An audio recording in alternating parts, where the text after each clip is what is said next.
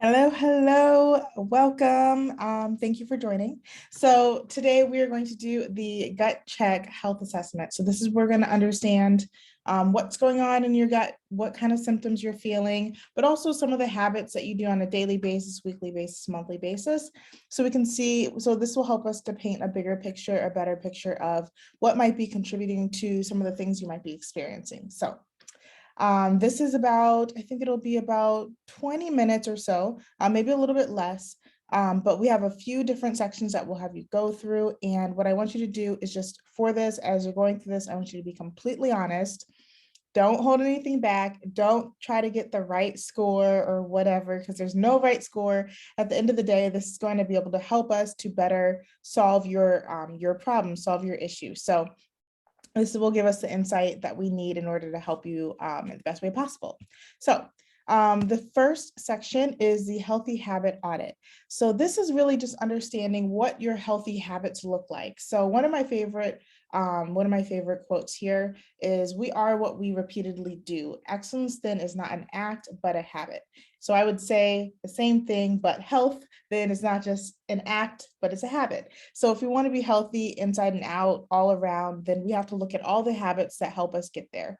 So it actually works in the opposite way as well. If you are unhealthy, similarly, different habits probably have led you to be in that place. And so not saying that, I guess, maybe health, I don't want to make something bad or better or worse, but basically I just want to highlight that everything that we do is either helping us get better or it is making us worse. So just keep that in mind.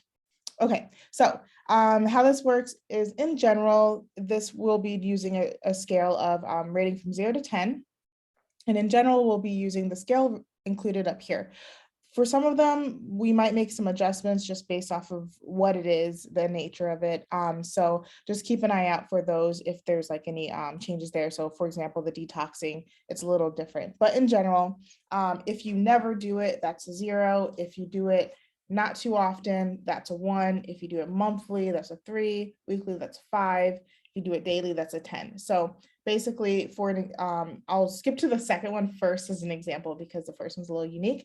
But for example, following a supplementation plan to address your health issues. So specifically, if you're looking to improve your gut, are there supplements that you've built into that you are working with in order to help address your gut issues? So if you do those supplements every single day, then that's a 10. If you do that every now and then, that might be closer to a 3. So kind of go with what you think best kind of I guess works with that, or best kind of goes with that scale. Okay, so the first one here, we have detoxing. So detoxing is, once again, a supplementation plan.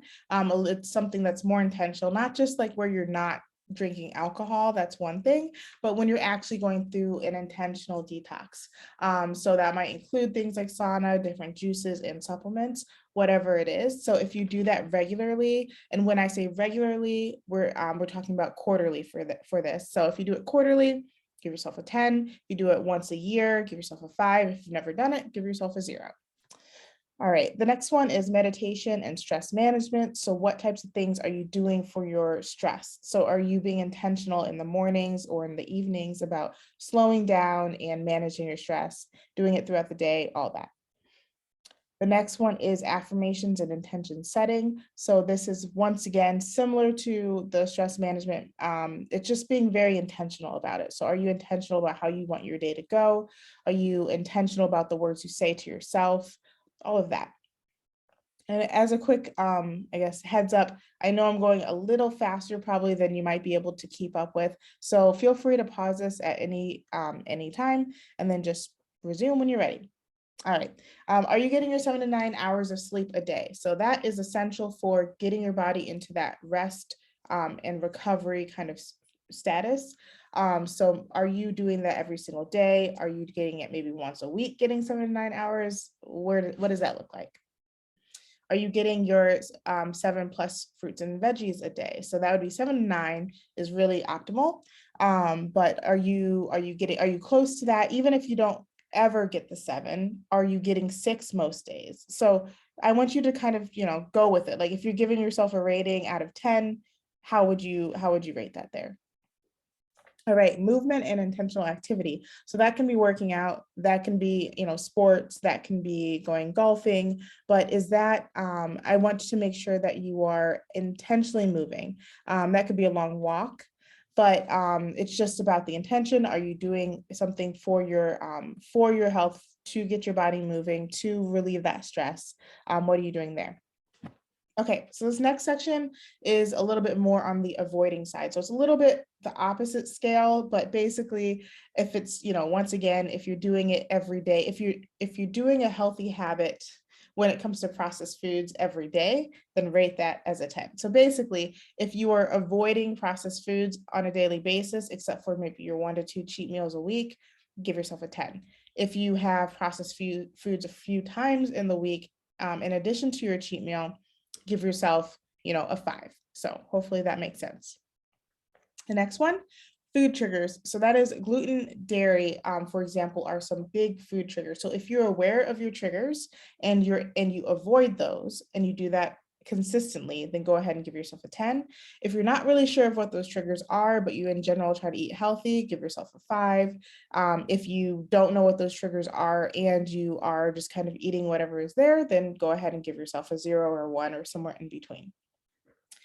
If you have taken or are taking oral birth control, or if you have not taken it. So basically, if you haven't taken it, then that's great. Give yourself a 10. If you used to be on it for a long time, then I would probably say give yourself somewhere between a 5 and a 10. Basically, this is the birth control, as with antibiotics and artificial sweeteners, can impact your gut microbiome. So I'm just looking to understand, have you had experience with any of those 3? And if so, to what extent? So you can put comments when you're writing this down. You can put some comments in there too to kind of help yourself remember, or when you're talking to me, to kind of explain that a little bit more.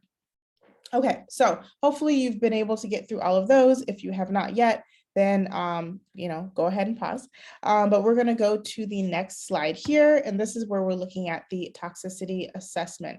So this is a little bit, and it says actually cheat sheet. It's not the cheat sheet. I'm sorry, but this is just looking at how what your toxicity levels might be, where you might be feeling the most pain, symptoms, all that kind of stuff. Okay, so for this, I want you to give me a rating out of 10 as well.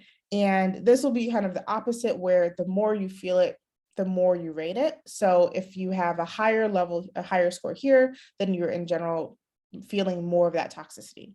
So and this is once again, same kind of rating, 0 is never, 3 is monthly, 5 is weekly, 10 is daily. It might adjust for some special cases. So do you feel bloating, gas, constipation, or diarrhea? Do you experience cramping, abdominal pain, or discomfort? Do you experience joint pain, nausea, vomiting, belching, and that's like excessive belching? So if you feel like it's out of control, not just the occasional burp, then definitely rank that a little higher. Do you have skin rashes or issues like eczema, rosacea, psoriasis? Do you have an imbalanced immune system? So highly active immune response or no immune response? Do you have allergies or asthma? Do you have brain fog, lack of concentration, or difficulties making decisions? So brain fog is it's just everything feels very unclear. You're not really able to piece things together as quickly as you should be able to, or you typically would have been. So that's a little bit what the brain fog is. Fatigue and low energy, low vitamin absorption, malnutrition. So this is a little bit more on if you've gone to the doctor and they tell you you have an issue with absorption. Dehydration, are you chronically dehydrated, and not necessarily because you're just simply not drinking water, but are you just always dehydrated? Do you have a diagnosed disease? So this one, I want you to rank it a little bit higher. So if you do have this is really a yes or no. If you have a diagnosed disease, IBS, IBD, Crohn's, whatever, if you have a diagnosed disease, then please put 30 points, and also, be prepared to speak about it when we meet as well. Have you had food poisoning in the past, especially with travel? So a lot of times if, you go to Mexico and you get what is it, Montezuma's Revenge. I've never actually gone there, but if you have, then that's going to be a 10 for yes, because that can be indicative of, for example, a parasite or bacterial issue there. This next one is always a little uncomfortable, but do you experience anal itching? And that, for example, is indicative of parasites. So I just am looking to understand what that looks like. And that, especially if you've traveled a lot, maybe places that don't have as clean of water, it's really good to just kind of be aware of. It's not as common in the US, just to kind of put it out there. Not as common, so I don't expect it to be, the first thing that kind of comes to mind, but that is definitely an option. Okay, headaches, teeth grinding, a lot of acne, unwanted weight loss, or oral thrush. So that would be like a white coating on the tongue. Okay, so hopefully you're able to get through those. If not, pause, just look at the screen, write down the numbers, the scores there. And also one thing I meant to say, and I did not, this is another great quote here. It says, if you listen to your body when it whispers, you won't have to hear it when it screams. So these little tiny things here kind of seem a little one-off, seem kind of weird, but these are indications that your body is imbalanced in some way. So we are just working to understand exactly why it's imbalanced. All right.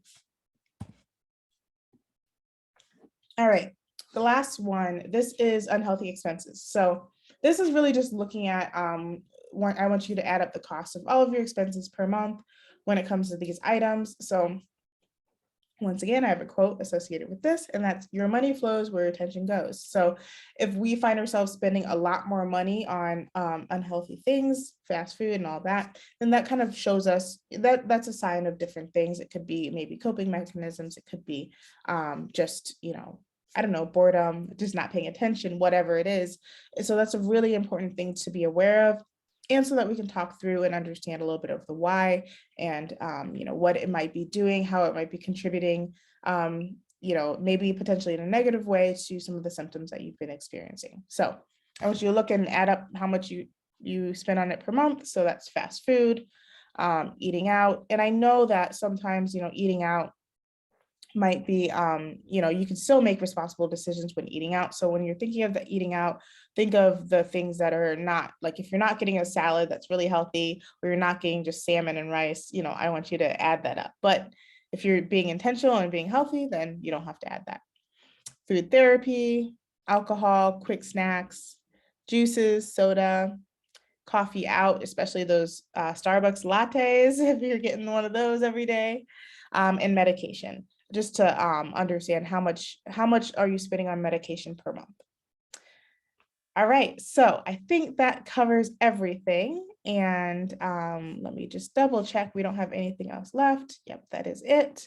So what we will do is I want you to add up your scores for each of those sections, go back, rewind, pause, do whatever you need to do. And then we can, in order to just make sure you have everything captured, and then we'll go over that in our call. So looking forward to talking to you soon. Let me know if you have any questions at all. All right, see ya.